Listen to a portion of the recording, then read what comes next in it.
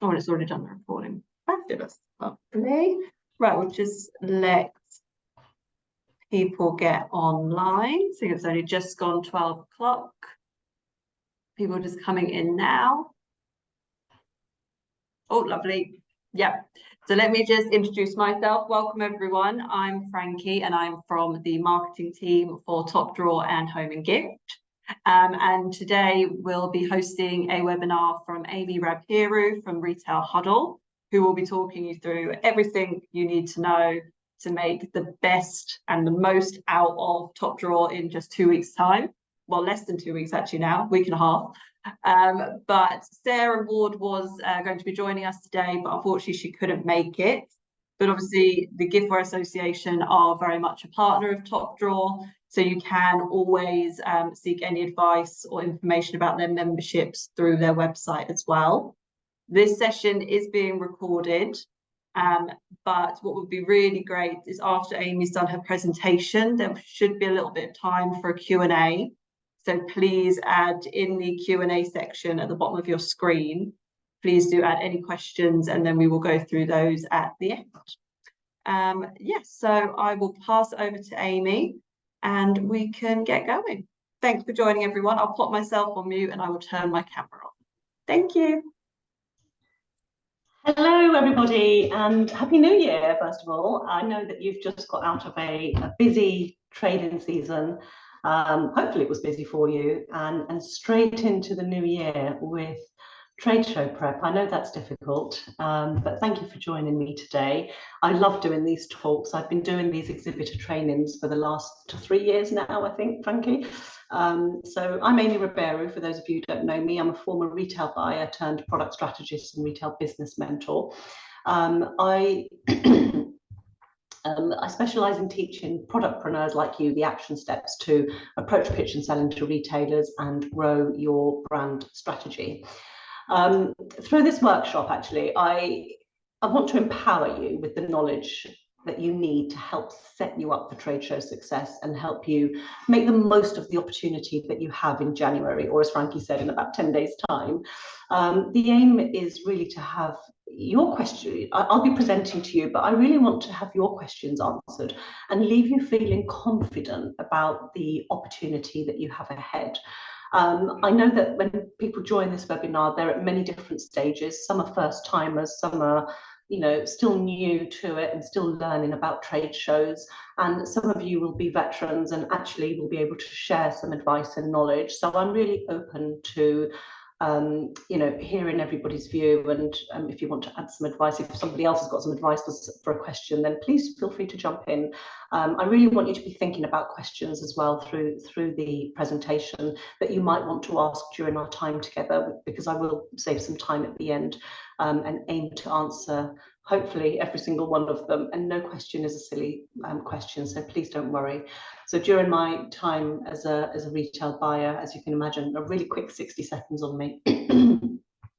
I'm just going to share my screen. Please don't be any tech issues. There were yesterday, that's why. Right, here we go.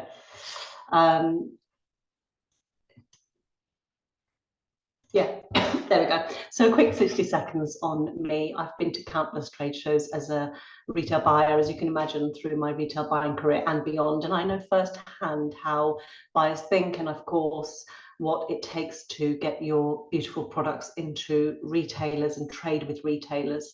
And grow your business with them. So during my career, I've bought some of the biggest names on the high street. I've name dropped a few here. So M&S, Next, and Tesco's. Tesco's was my last job, and I specialised as a lingerie buyer for most of it. But during that time, I also bought product areas like socks, hosiery, fashion accessories. And my last role, I focused on kids essentials. So that's kids pajamas, nightwear, socks, hosiery, all that kind of thing. And that was my role at F&F for Tesco's. I've now turned my experience into helping brands start, grow and scale. And I run my retail business consultancy, Retail Huddle. And that's really a consultancy where creativity meets retail strategy.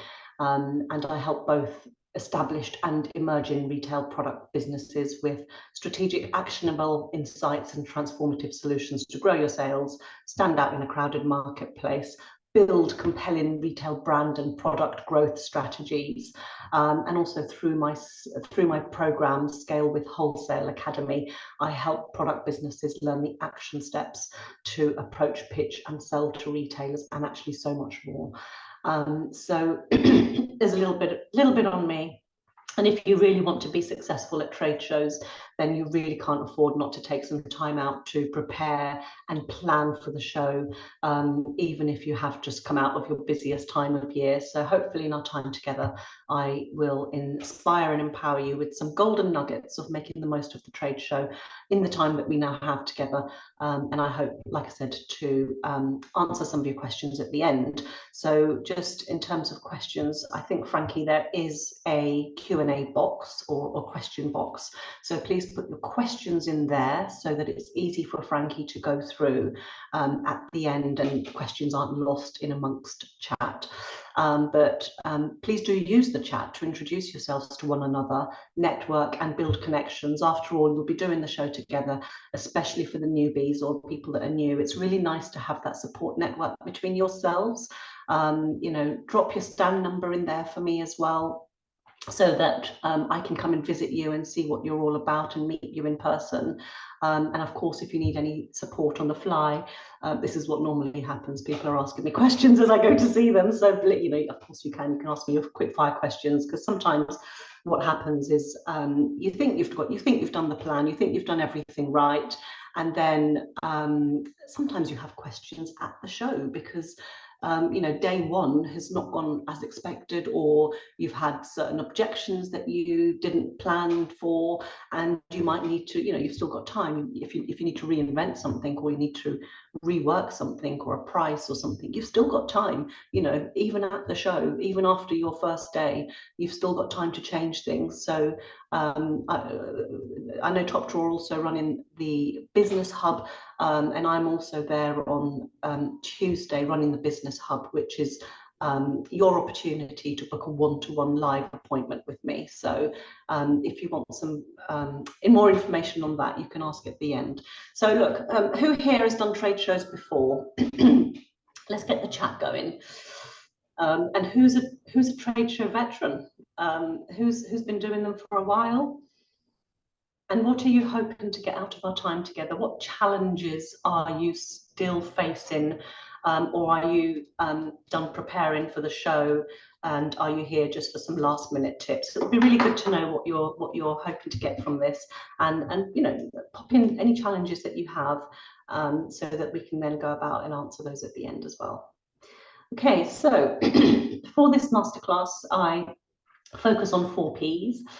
It's planning. I know you've only got 10 days, but I felt that it was relevant to talk to you about that, because there's a lot of things that I talked about in this section about key metrics that you need to know to set your goals for trade show and make it successful, and how you look at your competitors and stuff like that.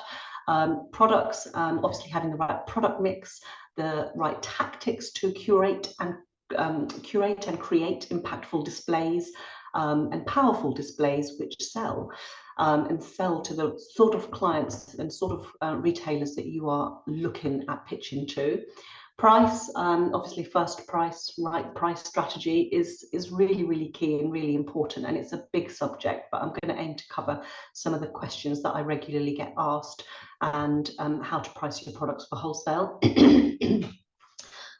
Promote, so this is about generating the buzz and the excitement around your event, and any kind of post trade show strategies as well to keep it going. There are some more things that I wanted to talk about, but I know I won't get time to talk, so I'm going to leave you with a little link of the 2-part masterclass which I have recorded for Top Drawer before, and in that you can talk, you know, we can talk about pitch and how to perfect your pitch and secure, you know, dream partnerships and all that kind of thing. But first off, we're going to kick off with planning. So planning. So the goal of you guys exhibiting at a trade show is to meet as many qualified prospects as possible. And to do this, you really need to have meaningful conversations, the right conversations with these prospective buyers, distribution partners, and anyone that you might meet that might, help you on your journey. And the conversations have to show that you are the expert of your business, not you as a person, but your product, your proposal, your proposition, and your products, but also the place in which you've carved out for your brand positioning. It needs to be really, really clear, because there are so many products out there that do actually similar things, and what makes it stand out is your brand and your brand positioning. So remember that when you're exhibiting at a trade show, you're essentially pitching to retail buyers, and so you are there to convince them that your brand is the one to stock over your competition. So the first thing I'm going to do to set the scene is just talk you through, step back into a buyer's shoes, and why do buyers attend trade shows and how do they navigate them? So here, the retail buyer is essentially your customer or the distribution partner, but not your end user. So I really wanted to start off by setting the scene a little bit and take you through a retail buyer's journey before we dive into all the other aspects of preparing for a trade show, because this bit will help you understand a trade show from a retail buyer's perspective. So I'm starting here because, just like B2C selling, if you understand your customer and you take the time to understand what drives them, what drives their decision making, what drives their purchasing, what drives, what motivates them, and how they go about navigating a trade show, it's really the first step to trade show success. So really obvious question, why do buyers attend trade shows? And of course, they primarily tend to keep up with industry trends. They network, they source new products from new, and they have conversations with existing suppliers as well. So some of you may be in the habit of already sending out pre-show marketing to your existing buyers and making appointments with them to make sure that they come and have meetings with you, that they come and remember you, they keep you in front of mind, they see anything new that you're doing, but generally to continue that building of that relationship. What they're usually looking for and what they're normally on the lookout for are great products that they don't currently stock, but also products which may replace their best sellers in the future, or when those sales start to see a decline, they'll need to have like an update, ready and waiting. So sometimes when buyers talk to you about, oh, I'd like to trial that, what it means is actually they might like to trial that against something that might be a bestseller for them, that might be declining in sales. So they've got something ready that's waiting in the wings. So when you have conversations like that with buyers, or when they're having conversations, be open-minded, because usually it's for a purpose. Budget and timeframes, of course, a trade show is likely to be the start of a new buying season, and we're in January, so independent retailers, a lot of them, particularly now, more and more actually over the last few years, are buying closer to season, and that's because they want to have full control of their budget. They don't want to keep their money tied up front. They're likely to be able to make decisions at the show or shortly after the show. And for bigger retailers, they are likely to be buying for Q3, Q4 now. So they're likely to be thinking about Christmas. So, if you do have the availability and you do have products that you can get for customers quickly, make sure that you are highlighting what your lead times are and, what the timescales are in getting product to them. And just bear in mind that, there'll be a mix of people who are looking for product now, and there'll be ones that come to you with a longer journey in mind. And if it's a big retailer, then that journey can be quite long. So products, obviously when they are sourcing products, they'll be looking for products that will excite their ideal customers and that they're different from what they're already stocking. So for you to attract exactly the right type of retailers for your brand and products, make sure that you offer, your stand and your messaging, your graphics and everything about your brand and products and your packaging and everything in between appeal to that specific end user. That's the consumer that you intend your products for. That way, you're way more likely to attract the right kind of buyers and retailers who have similar customer profiles to the ones that attract to your brand and product. Now, I'll give you a really good example here. I often see Instagram pages and websites, so anything on digital format, looking absolutely amazing. But then when I see that brand at a trade show, it doesn't reflect what I've seen online. And that really matters. It really, really matters. So whilst exhibiting at a trade show is costing you a bit of money, really the second big piece of your budget should be how your stand looks, and it really should look exactly like how your brand looks online. I can't stress that enough. You do have to, to attract those retailers, to attract the ones that you want, you have to look like the brand that you come across in the digital space or wherever they've discovered you. They'll be looking at, the brand behind the product. It's a key thing. There are so many instances I've seen that, great products get into retail, but the next year they're out because their brand hasn't made an effort to keep up with that momentum. So don't let that be you. Make sure that you have got all that branding beautifully done. So the next thing I want to talk to you about is their agenda, right? So if they're attending for a day, with so much to see and absorb at the show, buyers are often pushed for time with tight agendas. I know that when I was a buyer, I used to, and it's all digital now, Frankie, but I used to get that big piece of paper, the big trade show map, and I used to literally go there with a pencil and say, right, these are the ones I want to see first, and I'll literally circle them and I'll plan my day to see the ones I want to see first. Now, what drives that decision? Well, I might have seen them on, Top Drawer website. I might have seen them on, on their social medias. I might have even had a message from them. So if you're doing your pre-show webinar, sorry, not pre-show webinar, but pre-show marketing, right, then you will have contacted the people that you want to see, and therefore it sticks in my mind as a buyer, and therefore I'll earmark to come and see you. And that's how I used to navigate shows. So I'll always go and circle the ones that I want to see first and then tick them off as I go along and have a really messy floor plan at the end of it. And then I'd take some time to go and look at new brands, and that's where I'll be just browsing to see if anything catches my eye. And some will do that, some will just whiz around and look at new products and meet potential new suppliers. Others will take a more casual approach and just walk the show first, before they commit to having any lengthy conversations, and then they'll go back to the brands that they want to see and find out more about. So when I say this, make sure that it's easy for the buyers to come back to you. So any kind of leaflet, flyer, or any postcard size flyer you're doing, make sure it has your stand number on it. I can't stress that enough, because sometimes I walk the show and I think, oh, I'll go back to them later, but I want to go and see everything first, and then I don't know who they are or what I'd seen and what aisle I'd seen them in. So it's a really good idea just to make sure that, even if it's handwritten on your flyer or postcard, just to make sure that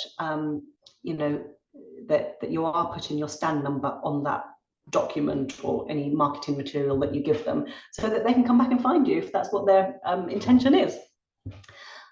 Purchasing, so this one I get asked quite a lot. Some people will come, with a shopping list, and some will have the intention, mainly independent retailers, to place orders at the show.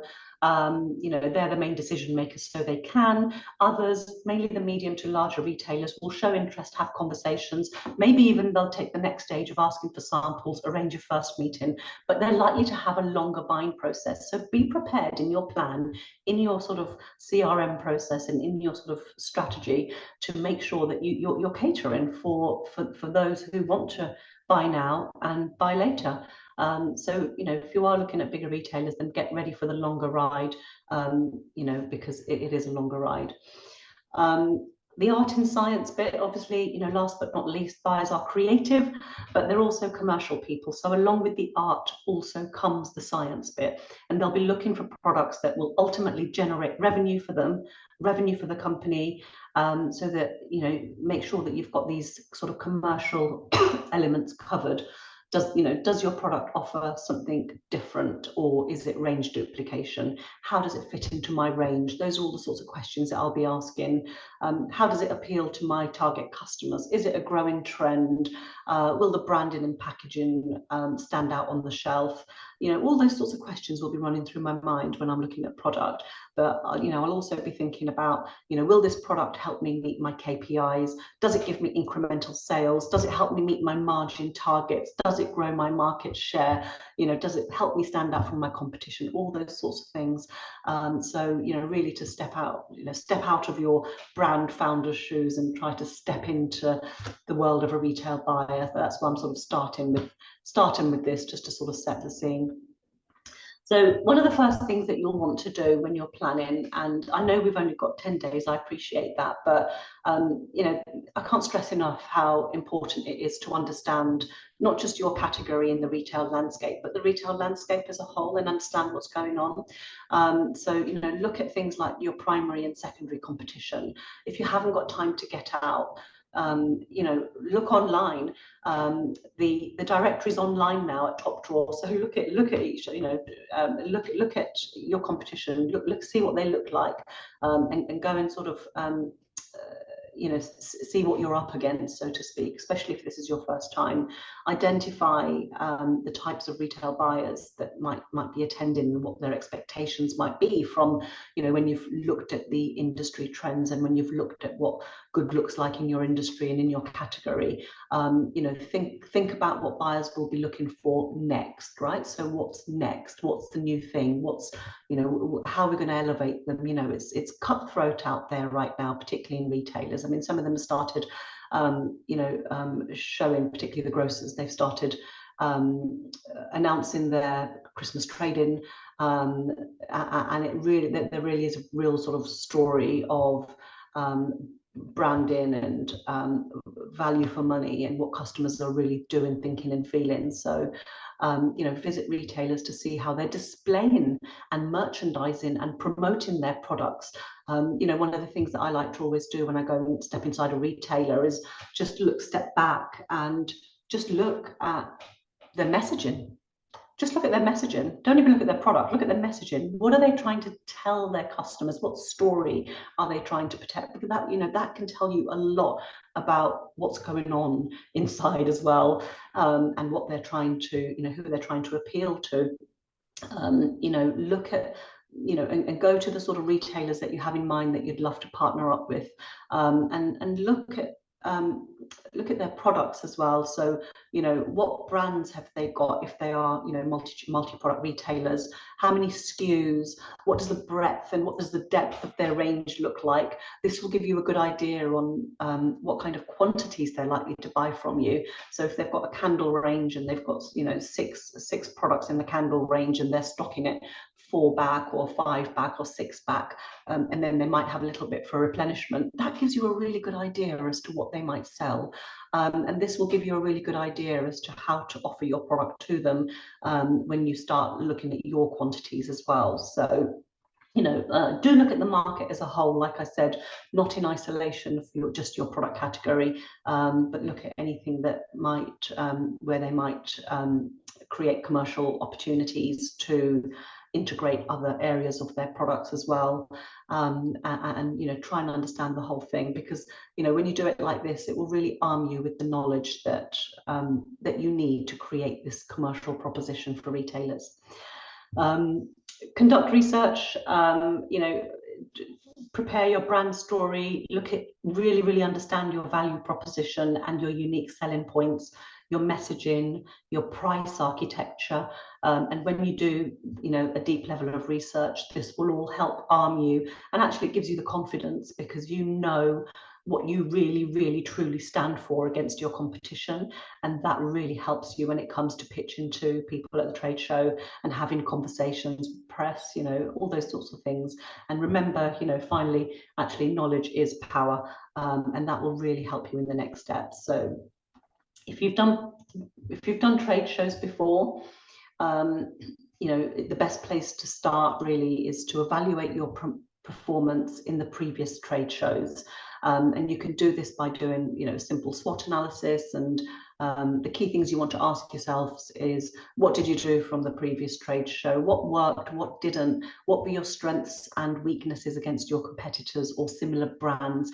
And note down any kind of consistent feedback that you may have received, because they could be objections and they could be really valuable to shape your offer at the next trade show. Or even if you're, you know, you've done day one and you've always had the same comment or the same feedback, change it. You know, you've still got 3 days, so change it. But, you know, looking back at your metrics and looking back at evaluating the quality of your leads and how many leads you got from the show and how many of those converted is a really great place to start. And of course, if this is your first time, then a really great place to start is exactly what I said. Do your research.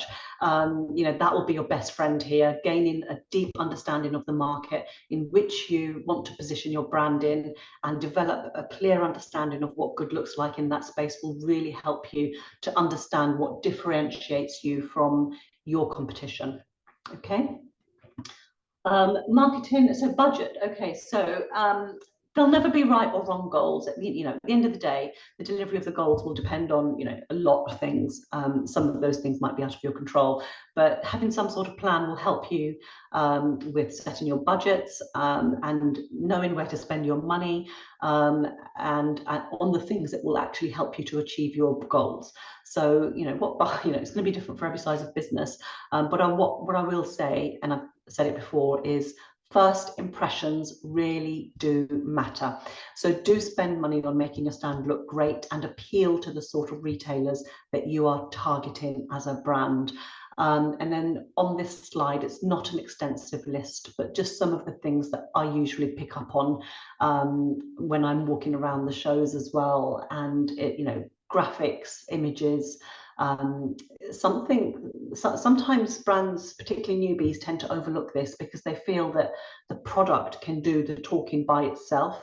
But just like B2C marketing, your imagery, your marketing messages, and everything else is really important as part of telling your brand story effectively and connecting people to your brand. So if you've got some great images, blow them up, put them on, you know, put them on some sort of foam board, or, you know, get some large imagery done.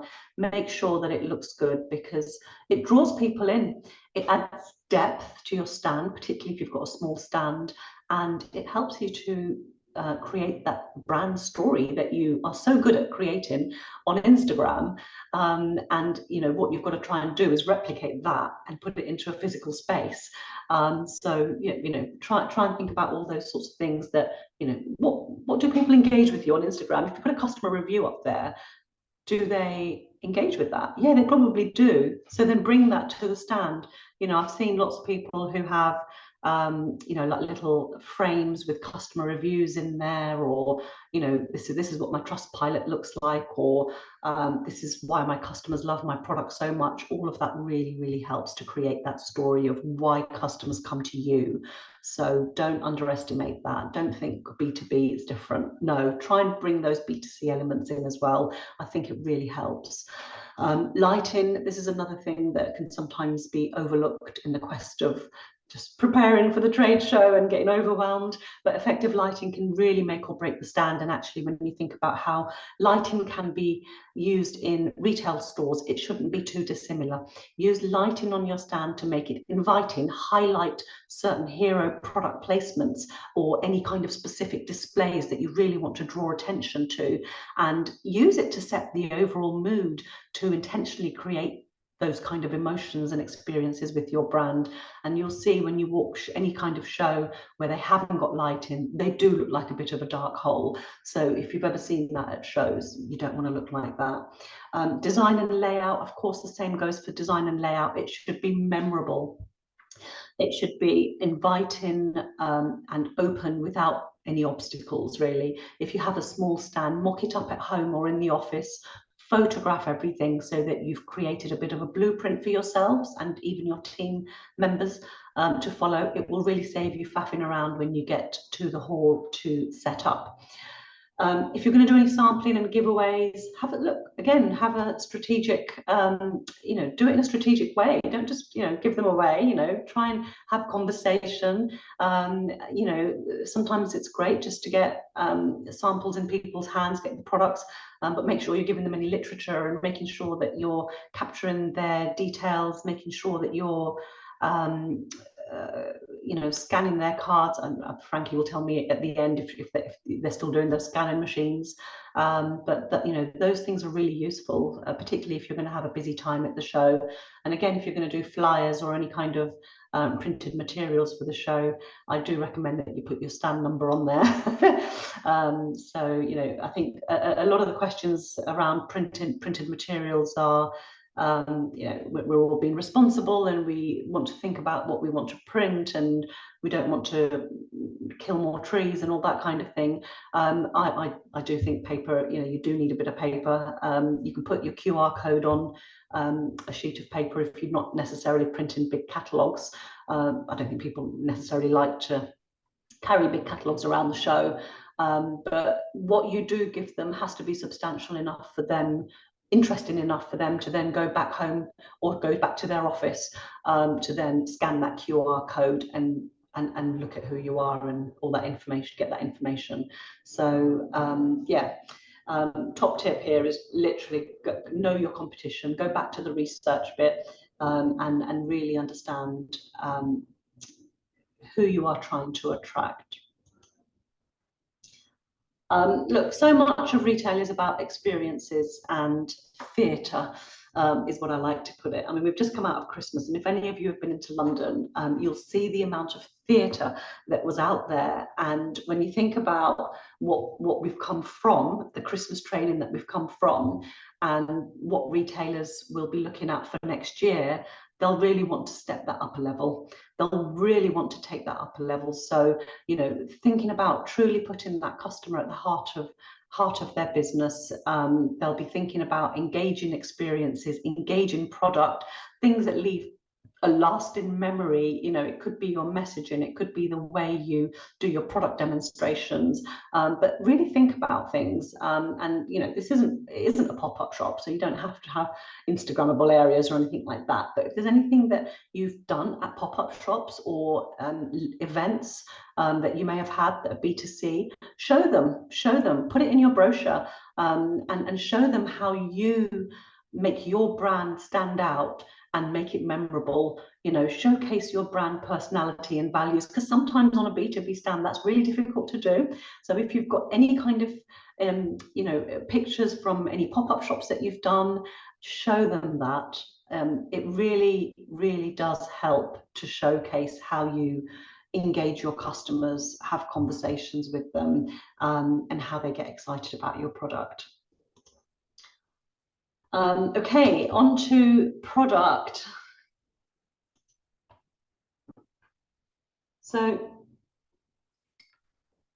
let's start with the buyer again. A retail buyer's job is to ensure that they have built a commercially balanced range, offering just the right amount of choice to their target customers. In order for you to create a balanced offer for your stand at the trade show, your job is to step into the buyer's shoes and break down how the buyer is buying the product. And again, this comes down to your research. Go and look at the breadth and depth of their product ranges and how they're buying it, what statements they're buying it in, what does their offer look like, how much space have they attributed to certain categories. All those kind of things will help you to understand how important a particular category is to that retailer. And in retail, actually, a clear and concise product offering is attractive to the customer. It has clearly defined product statements. So if you can showcase some of that and how, displays can look inside stores, that can be really exciting. But it also has a really clear balance between the core lines and the trend lines or a seasonal offering. So it should really enable the customer to trade up and down within a price architecture of the range. So really, when you do your research, try and understand where you sit amongst their price architecture, because that will help you to really position your offer and pitch to them. Because enabling them to clearly understand the value of a product and a brand between the different price points is one of the key things that a buyer will want. That's how we buy. That's exactly, the first thing I'm thinking of is, right, what's the price and where does that fit into the price architecture of my range? And you've got to remember that, look, buyers have only a finite amount of retail space and budget. So when they're making these crucial decisions, they're likely to be making some really tough choices. And therefore, to bring a new product or a range in, they're likely to be replacing it with an existing product line. So arming yourself with the knowledge of how retail buyers buy their product and place their products in the market and in their stores will really help you to align your trade show offering with the sort of retailers that you want to be stocked in. Okay, so like I said, when you're doing this exercise, you have to step out of the shoes of your creative brand owner shoes and into the shoes of a retail buyer. So let's talk about product at the trade show. So when you are putting a range together, I say this a lot, and those of you who follow me know, or have worked with me, know that I say this a lot. Less is more. Some of you will have just one product or two products or a handful of products, that's fine. But if you have a large product assortment, don't be tempted to take absolutely everything. Instead, build carefully considered, concise product statements, which makes sense to your target market. Too much to look at, too many props to look at. Even if you've got one product, that's fine. But find different ways of telling that story. Show graphics, show customer reviews. There are many. Even if you've got one product, there are many different ways that you can showcase that product as well. It's got to be attention grabbing. If you've got too much, what you don't want to do is leave your visitors overwhelmed and confused, because buyers get confused as well. Really, you should be showing them what they should be buying from you, and that's what they want. When they ask you what's your bestseller, they're not asking you because they want to know what your bestseller is. They want to know the intel from you. They're asking you for intel that they don't know. So be really clear on what your hero products are, what your sales drivers are, what your pricing architecture looks like, all that sorts of things. And hero products can be different to every business. So it could be the one thing that you're known for as a leader in your market, could be a particular product or a particular product range. And this one's actually, it's usually a good one to lead a trade show marketing campaign with. A hero product could also be something that's new or seasonal that you want to highlight, so this is what we're launching for Christmas next year, that kind of thing. And trade shows are actually a great opportunity to try something new, launch new concepts or products, and that really is the best place to get a market reaction. And it could be just simply your sales drivers. It could be, here's my best-selling product. These are the things that my customers love, and this is what they keep coming back to me for, and this is why they love them. So if you can try and create some sort of story, through your messaging and through what you show them, it can be really, really powerful in telling that story. These are just some images. So display, when we talk about display, design the layout of your stand to make sure that you're facilitating easy navigation. If you've got a small stand, that's it's about creating the statements within the stand.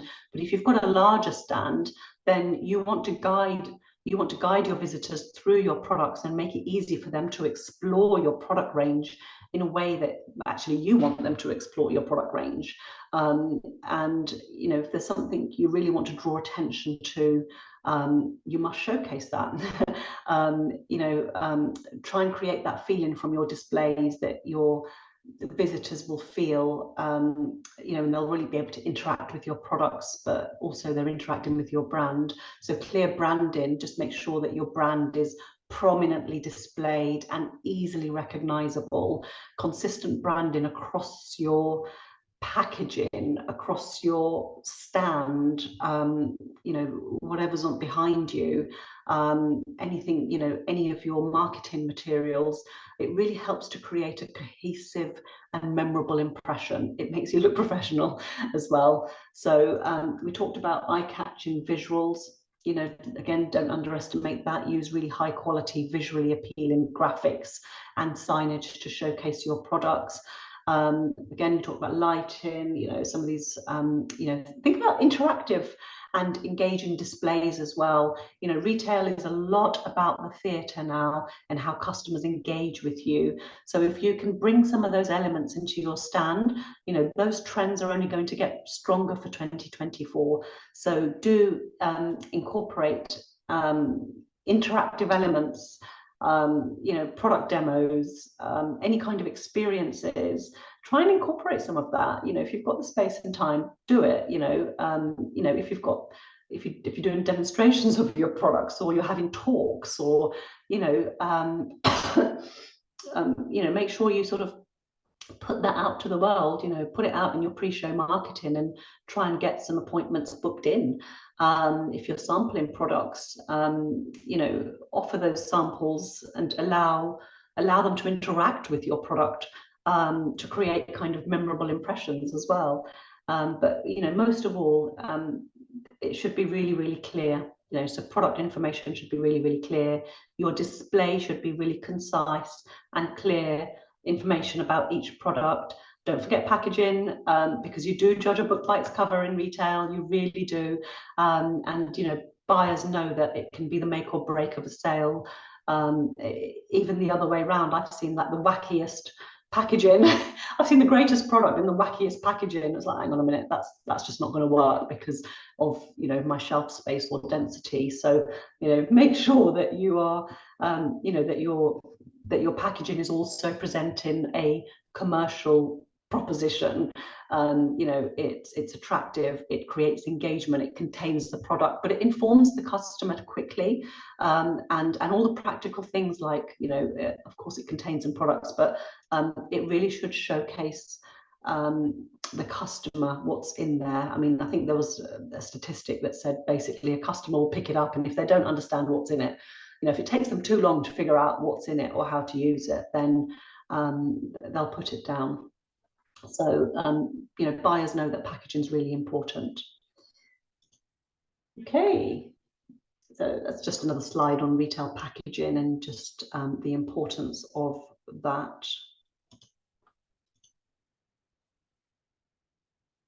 So yeah, remember the key is to create an inviting and memorable experience that leaves a lasting impression on visitors and encourages them to learn more about your products. Who's still with me? Right. Price. Okay, so how do I price my products is the most asked question, and honestly, it's different for every business and every category and every market. A lot of it depends on the strength of your brand positioning, where you're placed in the market, who your competitors are, and generally your brand positioning. You don't have to delve into the detail, but pop a yes in the comments if you still have a price question in your head ahead of the trade show that needs answering. It's the most confusing part of your business, and there's so much conflicting information, so don't be embarrassed. I'm going to try and take you through as much as I can today. Pricing is the crucial part of creating your wholesale strategy. In fact, creating your whole retail strategy. But today I'm only going to be talking about wholesale strategy. Making your distribution decisions is what you can and can't do. And getting this right is a balancing act, especially now. Cost of living is also the cost of doing business crisis, and prices have gone up. But if your price doesn't allow for enough margin, then this could impact the decisions you make, especially when you're first starting out. So determining the right price for your products is absolutely crucial to achieving your profit goals for your business. And your product business, your pricing strategy is made up of 4 elements. So it's the cost price, so it's the cost of goods sold, your retail price, your gross margin, your wholesale price, and your net margin targets. Sometimes we see some of the typical mistakes that I see, particularly for businesses that are participating in trade shows, are too high, too low, both on recommended retail price and wholesale price. Not understanding that the cost of goods sold actually is the starting point for those mistakes, and therefore they're not making the right profit on their bottom line, so the net profit. So failing to accurately calculate the true cost of goods sold, including like production, packaging, shipping, and other related expenses, is one of the biggest mistakes. And of course, the impact of that is that it can lead to setting your wholesale prices wrong, either too low or too high, and resulting in missed opportunities or reduced profitability. Setting prices solely on a markup of the cost price. Who does that? So when I say this, I mean relying solely on your cost price and then timesing it by 2.5, without considering the market demand, the competition, and the perceived value. Again, this can lead to pricing products too high, not giving the retailer enough margin, and missed opportunities. And if it doesn't align with the market expectations, or it's not competitive, you're going to miss opportunities.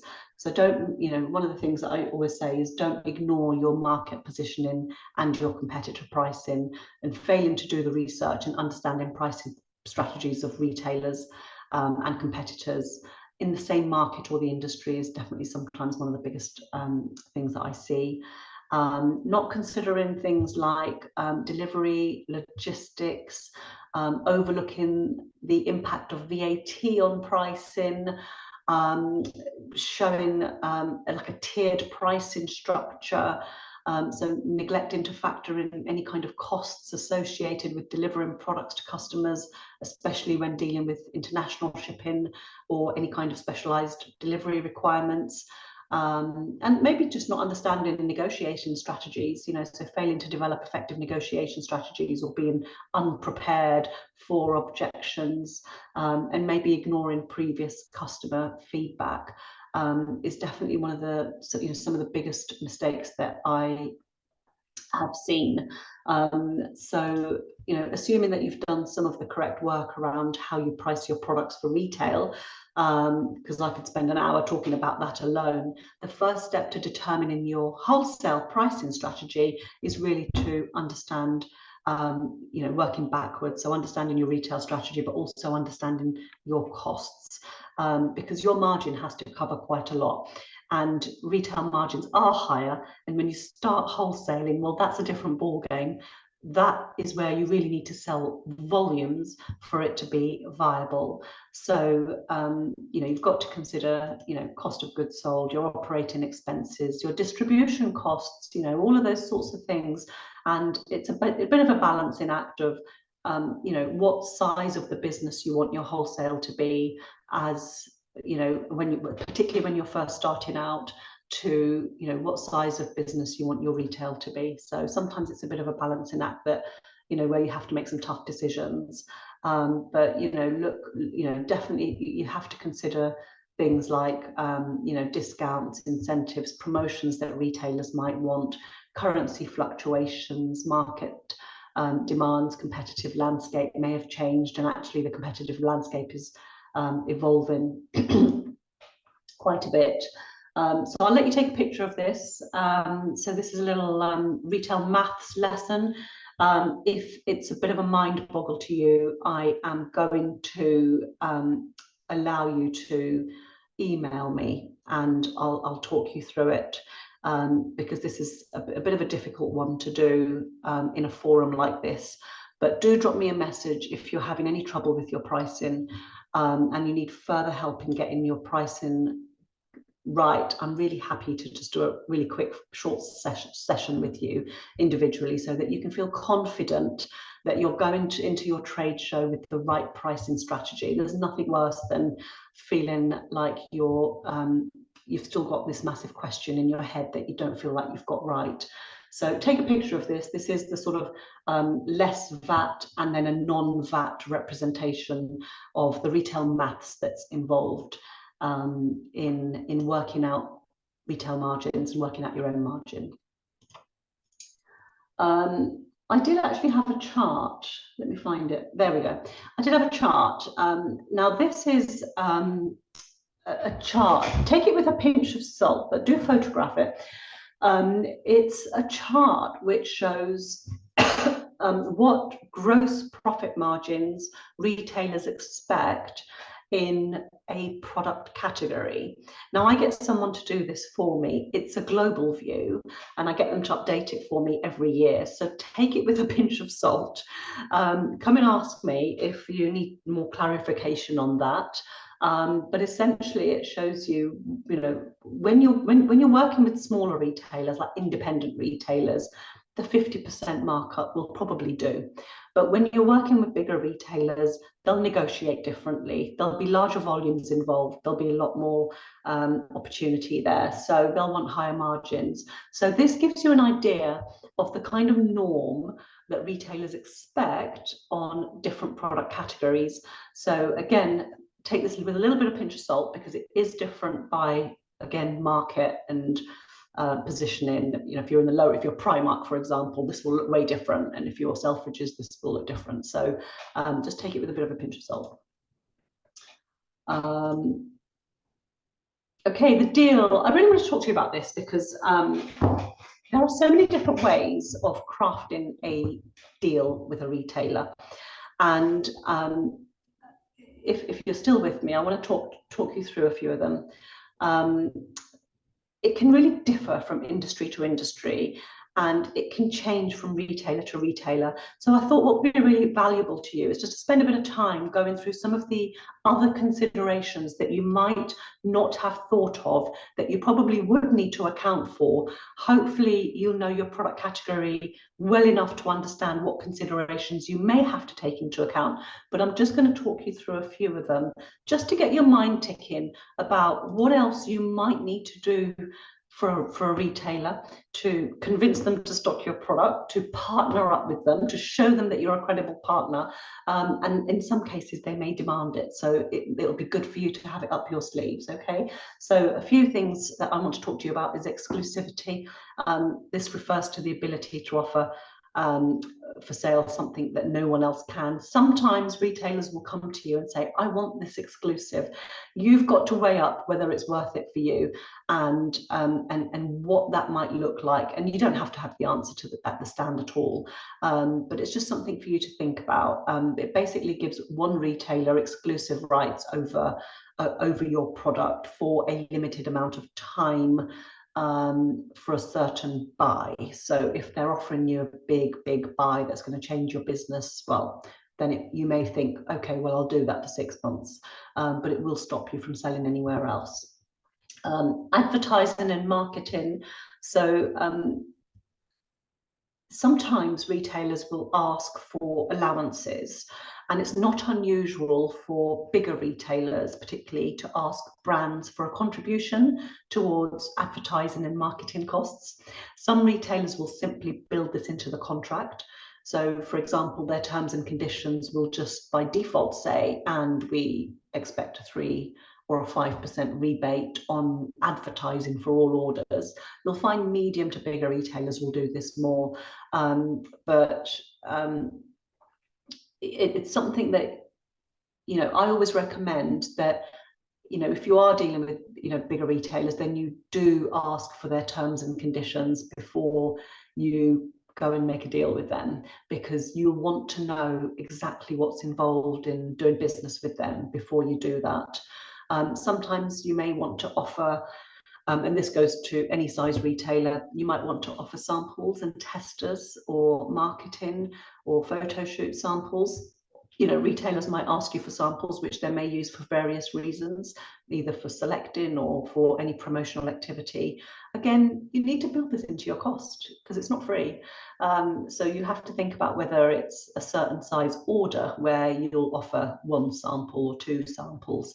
But make sure that you're absolutely covering yourself, because it is a lot. You know, it is a lot to, you know, when you start thinking about how much money you've got to spend, you know, you need to think about things. The last thing I want to talk to you about in pricing is competition law. And I've thrown this in from the last webinar, because in the last trade show, a few trade shows I've been in, I came across one. It was I've only come across one, but I'm sure there's many, who were saying to retailers that they must use their recommended retail price, and actually it's not true.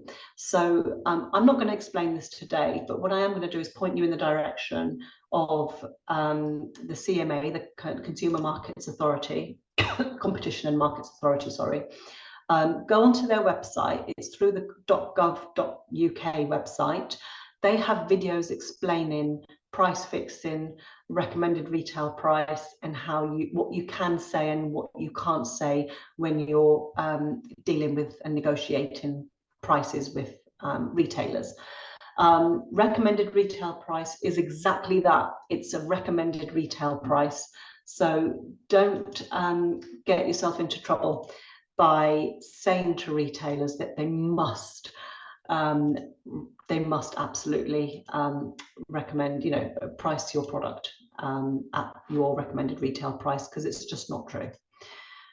Okay, really quickly then, so I've got a few more things, pitch and promotion, that's part of this free downloadable masterclass. I have to thank Julie, I know she's on this call, rescuing me, because she was way ahead and she downloaded this masterclass, and then she emailed me this morning to say, Amy, the video's not working, we can't actually access the video, and that's because I'd set it to some sort of private setting, but it is working now.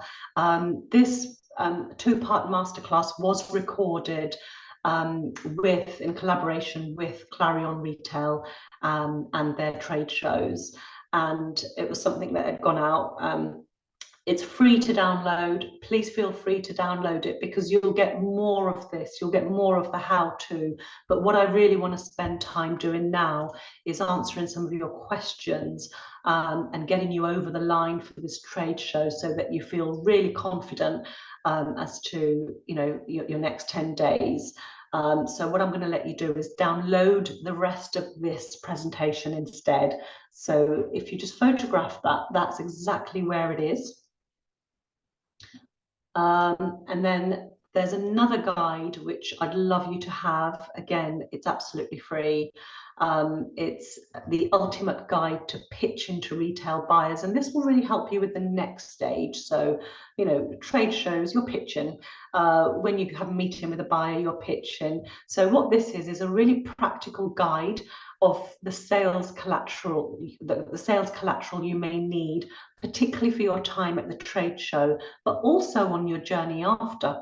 If you're invited to a meeting after the trade show, you'll need to go beyond your line sheet or your sales brochure, and you'll need to craft a pitch deck, for example.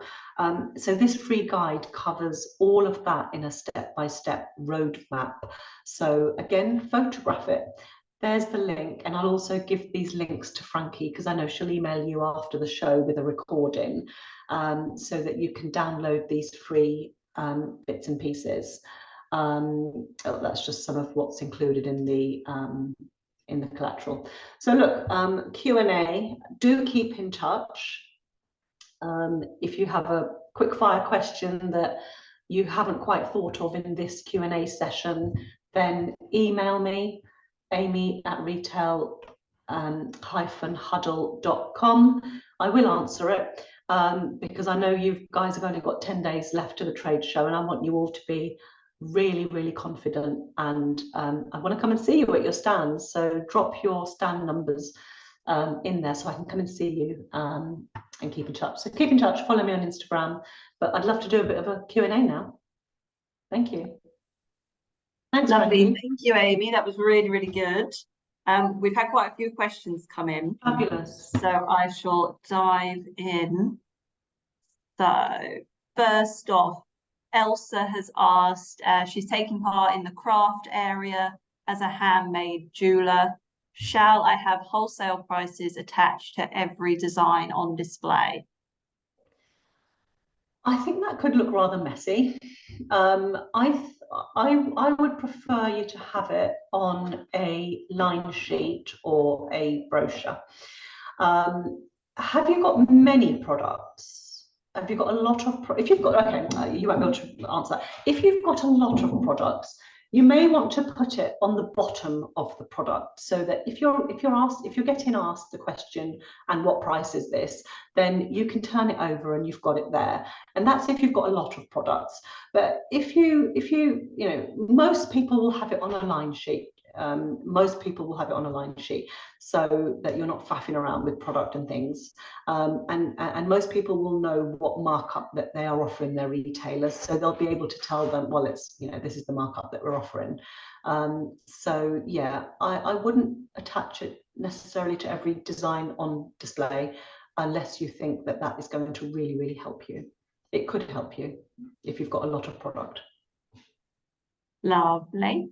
Next question. This is from someone anonymous, so I'm not sure who this is.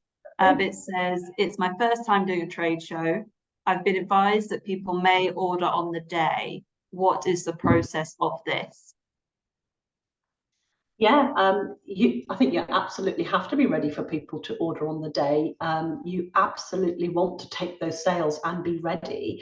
If people are ordering on the day, make sure you've got an order form, whichever kind of order form you usually take at trade shows. So whether it's a paper one, there's nothing wrong with that. If you haven't got time to do a digital one, or a digital one, if you want to, if you've got like an order system that people can order straight into. But yes, absolutely be ready to take sales at the show. If anything, I would be incentivizing them to take sales at the show, doing a specific trade show offer, like you get X amount of POS or sales support, or materials, or you're bundling something up.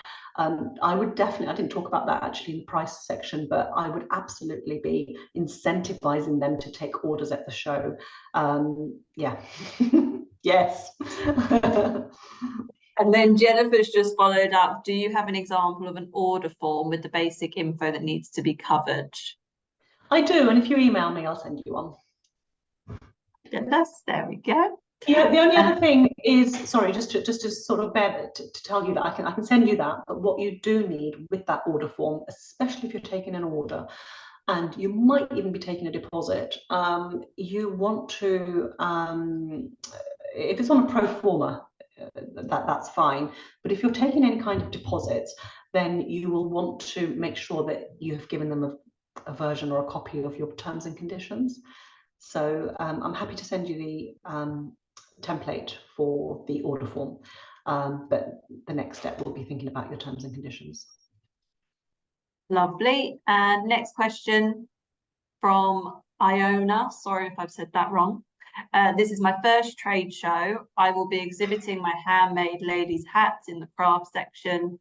How many line sheets is it sensible to print out? Are buyers okay with a digital copy of line sheets sent via email? Yes, what I find that most brands do actually, and it's quite clever, they'll have a master copy for themselves printed out. And if you know what, everyone does it slightly differently, I have to admit. But you can do a few different versions. So you can have a master copy on your clipboard, and you can be showing them what your line sheet looks like. All your prices are there for them to look at, and then you can have your order form. So you can be taking orders on your order form, but then you can be showcasing your line sheet. The other way to do it is actually people will just print them off and give it to them with any sales material so that they can take it away. Because what you'll find is not everyone will be ready to place orders at the show. So you want to have every scenario ready. So if people are at the show, then maybe you just want to show them their master copy and then take their orders on the order form. But then if people are saying, right, well, I need to think about it, then you're going to want to send them off with the sales material. And honestly, there's nothing better than a bit of paper to send them off with. So send them off with some lightweight sales materials, even if it's a line sheet and a postcard to, to remind them of who you are. The postcard can have, like I said, a QR code, which could then point them in the direction of a downloadable brochure, which can be bigger and more, it can have more on it. But yeah, I think you do need to print line sheets. Yeah, even if you, yeah. And the next question, a few of you have asked if you can have a list of the attendees of the show. Unfortunately, we can't give out any info because of GDPR. But what I would suggest is making sure your e-zone is as up to date as possible on the website, because buyers and retailers do browse that before they come on site, and they can contact you through that as well. So it's always good to have as much on there in terms of products, a blurb, links to your social media, website, everything on there. Any issues, drop me an email and I can sort that out for you. Yeah. Anna has asked, we are a luxury handbag brand, all handmade in England. This is our first top drawer. Any specific tips for luxury end brands? Yeah, I think again, for luxury end brands, I would definitely recommend that you are really strong in understanding your brand positioning, because when it comes to a higher price, a buyer will have to justify why they see your brand in their stores over another price that looks similar, but it's lower, but it's a lower price.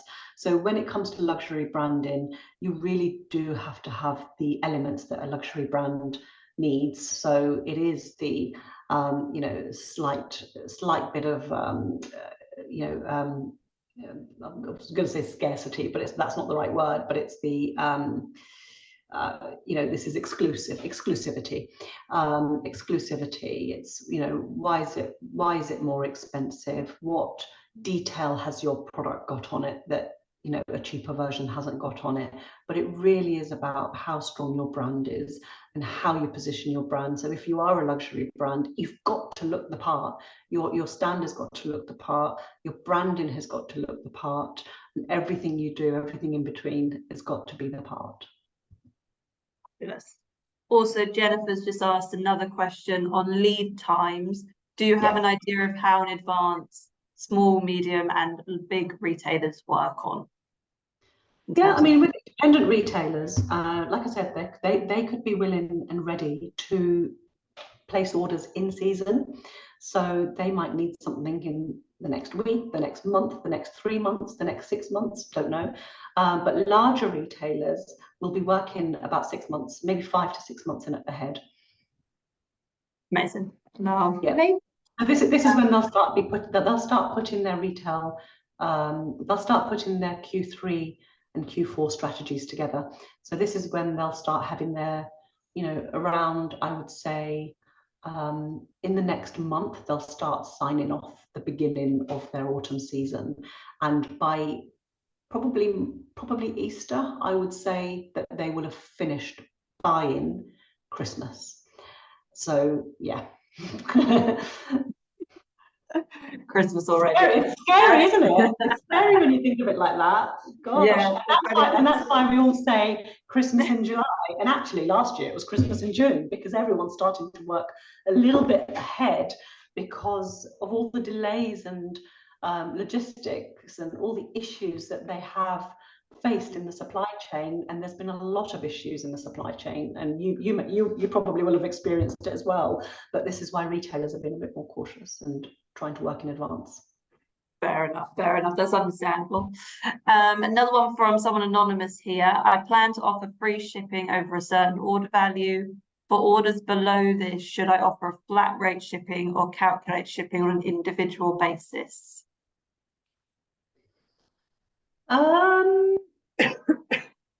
Most people will do it as do you know, it all depends. You've got to work it out. You've got to work out what pays, but most people will do it as free shipping on a delivery order worth over a certain amount. The flat rate then becomes we'll have to, you know, it's something I can't answer without looking at your margins, because it does come down to money and it does come down to being able to cover that cost. So yeah, most will do it like that. So they will offer free shipping over a certain amount, certain value order, but that will be in the UK, you know, Northern Ireland, that kind of thing. Lovely. Anna, I can see that you've asked a question regarding taking payments at the stand. That was probably best to check with your sales manager, purely because I'm not sure on that question, because it comes down to the venue, I think. So I would say contact whichever member of the sales team you're with, or drop me an email and I can pass it on to them. And some of these Amy's already sort of answered, so I'm just picking. Yeah.